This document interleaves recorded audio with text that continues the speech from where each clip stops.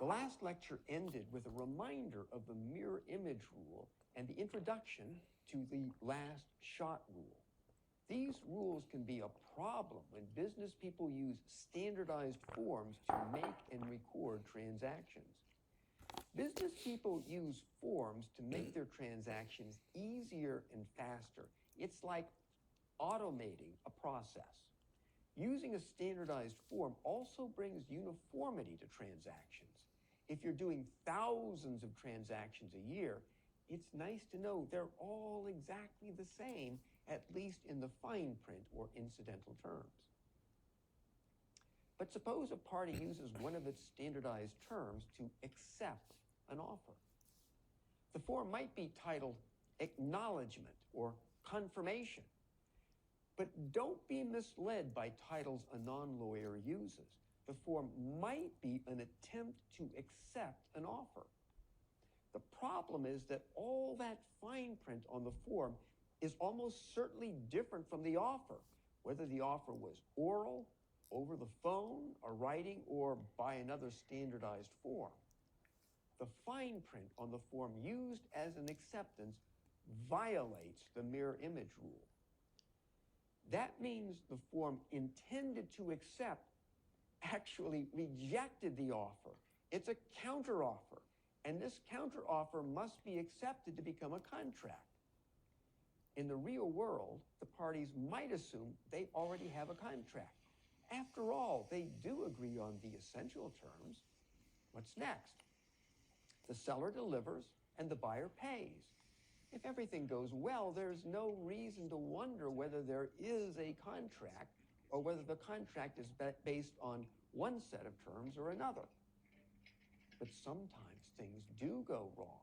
The goods are defective and the buyer sues for breach of warranty. Incidental terms, if any, might become important. The common law solution is the last shot rule. The parties manifested assent to the contract by delivering, receiving, and paying. Their terms are determined by the last document fired. In this duel, you want to shoot last, not first, because the last shot rule pretends that the party's ensuing performance assented to the last form, even if one party never read the last form. Now let's look at the UCC's revolution, Section 2-207. To learn Section 2-207, we'll work mainly through problems one by one. Don't expect to understand 2-207 right away. It comes gradually for most students. You might have to read it many times before it sinks in. We're going to start with Section 2-207's rejection of the strict version of the mirror image rule, at least when the parties are using standardized forms. And remember, the UCC applies only to a sale of goods. Here's the first half of 2-207 subpart 1. A definite expression of acceptance or written confirmation sent within reasonable time operates as an acceptance even if it states terms additional to or different from the offered or agreed terms. The effect of this part of 2-207 is to reject a strict application of the mirror image rule, especially in the case of a standardized form that the sender intended to accept an offer, but that included the sender's fine print. How will you know whether a form is a definite expression of acceptance? It's in response to or because of an offer that has not yet been accepted, and the sender sent it within a reasonable time after the offer. It uses words like, this acknowledges your order, or this confirms a sale, or so on. Most importantly, the appearance of fine print, incidental terms for a contract, will not defeat the form's function as an acceptance. You might be wondering, do the different or additional terms become part of the contract? We'll get to that later. For now, the important thing is that a standardized form intended to accept an offer can still be acceptance, even if it violates the mirror image rule, as long as we can reasonably conclude that the sender intended to accept based on an objective standard. But suppose the sender didn't intend to accept.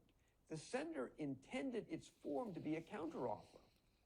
The sender wanted to be sure the contract would be based on the sender's terms. Section 2-207 subpart 1 needs to account for the possibility that the sender intended a counteroffer. It does account for this possibility in the second half of subpart 1.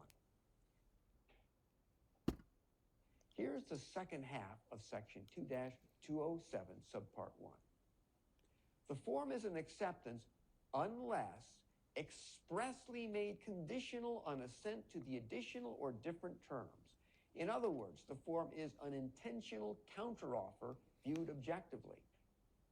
But it isn't a counteroffer just because it has additional or different terms in the fine print.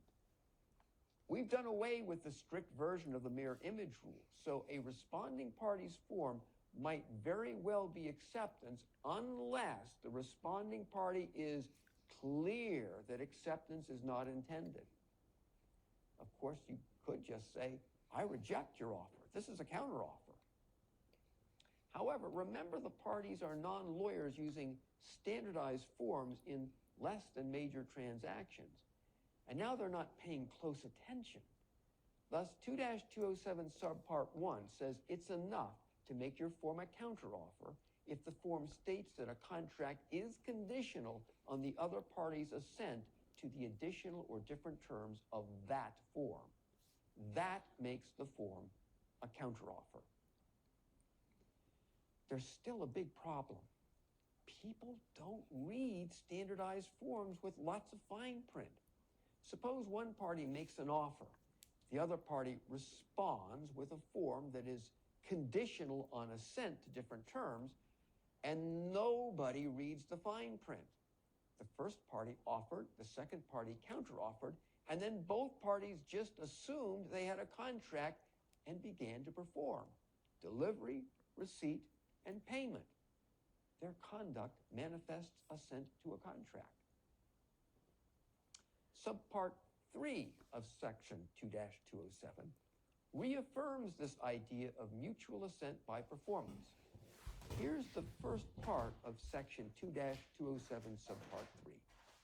Conduct by both parties which recognizes the existence of a contract is sufficient to establish a contract for sale, although the writings of the parties do not otherwise establish a contract. The reason the writings might not establish a contract is that there was an offer, a counteroffer, and then no response except for the parties' mutual performance. But what are the terms of the contract? Are we still going to follow the last shot rule? No. Here's the next part of the code's solution for the battle of the forms. The last shot rule is eliminated. Here's the second part of section 2-207 subpart 3.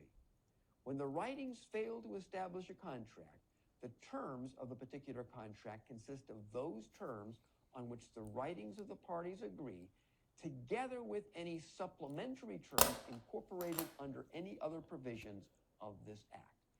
In other words, we look for matching terms on both sides of the transaction. If the parties performed, they likely agreed on the essential terms, what was being sold, how much, and for what price. If both sides used forms to offer, counteroffer, or confirm, we hold the forms side by side to find things about which the parties agree. Any term of any form that is not matched by a term on the other side is not part of the contract. A lot of fine print will fail under this test and will not be part of a contract. Can a contract survive without fine print? Oh, yes. All you need are the essential terms. In the end, that might be all the parties are left with after their battle of the forms. Now let's get to work. Next is a series of exercises for practicing Section 2-207 problems. Before we begin, get your supplement or other copy of 2-207 handy. Ignore subpart 2 for now. We're learning only subparts 1 and 3.